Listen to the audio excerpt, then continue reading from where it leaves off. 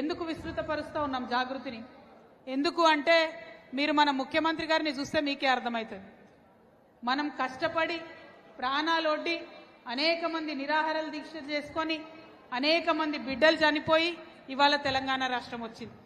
వచ్చినటువంటి ఈ రాష్ట్రానికి ముఖ్యమంత్రిగా ఉన్నటువంటి వ్యక్తి కనీసం జై తెలంగాణ అని అనలేనటువంటి పరిస్థితి ఇవాళ మన రాష్ట్రంలో ఉన్నది. ఎందుకోసం తెచ్చుకున్నాం తెలంగాణ రాష్ట్రం?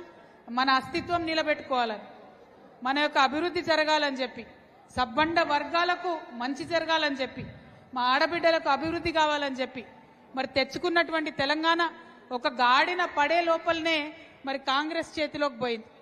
కాంగ్రెస్లోకి పోతే మరి ఇప్పుడున్నటువంటి ముఖ్యమంత్రి కనీసం సోయి లేకుండా ఏ ఒక్క కార్యక్రమం చేయకుండా, సరే పోనీ 2 రూపాయలు పెన్షన్ లేటుకి ఇస్తాడేమో అనుకుంటే ఊరుకుందాం అనుకుంటే ఇప్పటి వరకు 18 నెలలైంది ముఖ్యమంత్రి అయ్యి ఆయన ఒక్కటంటే ఒక్కసారి కూడా జై తెలంగాణ అనలే.